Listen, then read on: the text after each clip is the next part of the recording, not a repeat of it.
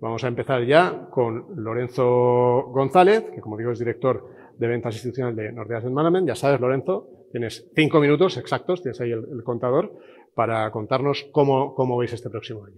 Tiempo para ti. Perfecto, gracias Vicente, gracias a todos los que nos están escuchando hoy. Espero que estéis viendo la primera diapositiva, porque yo lo que creo que es importante es centrarnos en 3 factores que están afectando a las inversiones y, podríamos decir, sobremanera a los mercados. En primer lugar sería el tema de la inflación. Todos estamos viendo directamente cómo nuestros ahorros están perdiendo poder adquisitivo por el simple hecho de estar inmovilizados, y eso, si lo cuantificamos, vemos que la inflación a un 10% a cierre de noviembre significaría que en 12 meses hemos perdido casi cerca de un 7% de rentabilidad en los últimos 12 meses. Esto al final lo que nos lleva es, ante una inflación tan elevada, los bancos centrales, pues lógicamente tienen que tomar medidas, pero ¿hasta qué punto esta inflación va a seguir repuntando? No. Es lo que nos interesa a nosotros como inversores, a nosotros como particulares. Si nos fijamos a determinados datos, sobre todo de los que serían más relevantes en Estados Unidos, veríamos que desde el punto de vista de la cadena de manufacturas, pues el coste de los contenedores globales se está reduciendo, lo cual nos da una señal de que puede estar corrigiendo. Estamos viendo también que los precios de los alquileres, sobre todo en Estados Unidos, ya no crecen a las mismas tasas. Un indicador adelantado muy interesante de cuándo estamos llegando a un pico de inflación. Y también vemos que los salarios, ese otro factor tan relevante, están corrigiendo, y ya no es que sea simplemente por una encuesta, sino distintos indicadores adelantados y consolidados lo están mostrando. Por lo tanto, la inflación que estamos viendo hasta ahora se empieza a moderar y así lo están descontando los productos financieros. En segundo lugar, los tipos de interés. Si bien la inflación es elevada, los bancos centrales utilizan el arma que consideran que es el más efectivo, aunque realmente la eficacia podemos dudar de ella o no, pero ponen toda la carne en el asador para tratar de reducirla. Y eso es vía subida de los tipos de interés. En este gráfico que veis en la diapositiva, en esos tonos rojos, significa las subidas de tipos de interés acumuladas en países desarrollados y emergentes que nos muestran una escalada de subidas de tipos de interés que tratan de mitigar estos efectos perjudiciales. ¿Hasta cuándo? Pues bueno, los instrumentos financieros, volvemos otra vez a lo que se pone de precio en el mercado, están descontando pues que ya nos estamos acercando al punto máximo. Y en tercer lugar, lo que vemos es que también nos afecta lo que sería el crecimiento. Agradecería, por favor, si ponéis el tiempo, que se ha bloqueado la pantalla. Gracias. Pues vemos que al final todo esto lo que nos está llevando, este incremento de los tipos de interés también nos está ayudando a entrar dentro de lo que sería una recesión.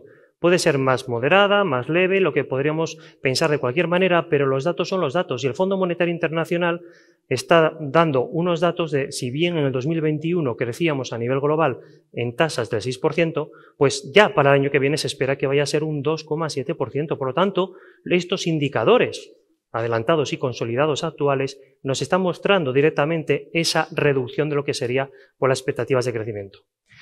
Bien, para posicionar las carteras, estos 3 puntos son muy importantes, pero creo que hay un elemento, el ciclo de inversión que se desarrolló en 1995, que es tremendamente simple y tremendamente eficiente a la hora de predecir hacia dónde vamos. Como veis, son 4 cuadros a su vez que componen un gran cuadro que se mueve el ciclo de inversión en el sentido de las agujas del reloj, como veis que indican esas flechas. Al final hemos puesto solo 2 variables, crecimiento e inflación. Y al final, en función de cómo se combina ese crecimiento a la inflación, podemos predecir cuál es el siguiente estadio. Es decir, en el 2021, como veis, la inflación estaba alta, el crecimiento era también elevado y era un año bueno, pues por ejemplo, para tener una baja exposición a duración y una exposición muy interesante a compañías de renta variable con un sesgo crecimiento. En el 2022 ya empezamos a tener dudas de cómo va a llegar ese crecimiento, ya tenemos que, bueno, puede ser interesante seguir manteniendo esas duraciones cortas, pero en la renta variable ya hay que ser más selectiva, ya hay que buscar estrategias que te generen algo de alfa o estrategias que tengan una beta más baja que el mercado. Lo interesante es, ¿hacia dónde vamos? Al escenario que vemos en el siguiente, el 2023. Baja inflación que ha tocado techo, podríamos decir que descuentan los instrumentos financieros, y bajo crecimiento. ¿Y aquí qué instrumentos serían interesantes? Pues para una cartera decidida, no digo la conservadora, porque la conservadora por defecto suele tener duraciones bajas, una cartera decidida, pues tomar algo de duración ya puede tener algo de sentido.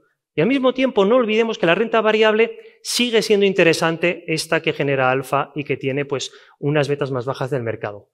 Simplemente este gráfico nos muestra hacia dónde vamos, pero lo que no nos muestra es la velocidad en la que vamos. Esto puede ocurrir a principios de 2023 o a mitad de año, pero es interesante saber dónde estamos, hacia dónde avanzamos y no perder de vista que inflación, crecimiento y lo que veíamos tipos de interés es lo que va a guiar los mercados. Muy bien, Lorenzo, pues muchas gracias porque has cuadrado esos 5 minutos. ¿Qué 3 fondos, qué 3 ideas nos traéis, que tenéis en mente que puedan ser útiles para este escenario de mercado que habéis plasmado? Pues las ideas que nosotros hemos traído son 3 ideas que pueden encajar para cualquier parte de las carteras. ¿Por qué? Porque la primera sería un tipo de renta fija con un grado de seguridad bastante elevado para un entorno de, podríamos decir, de incertidumbre desde el punto de vista de la recesión, que implicaría un aumento de los impagos, como sería Nordea European Covered Bond Opportunities Fund.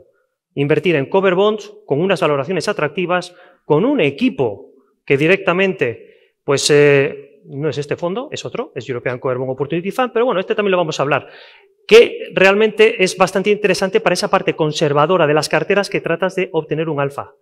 Este otro que mencionábamos aquí, Nordea Global Stable Equity Fund, es un fondo de renta variable genial para tratar de obtener un alfa en este entorno tan complicado, sobre todo por los márgenes de las compañías, con un equipo consolidado que lo lleva haciendo desde 2006 sin ningún tipo de sesgo más allá de calidad.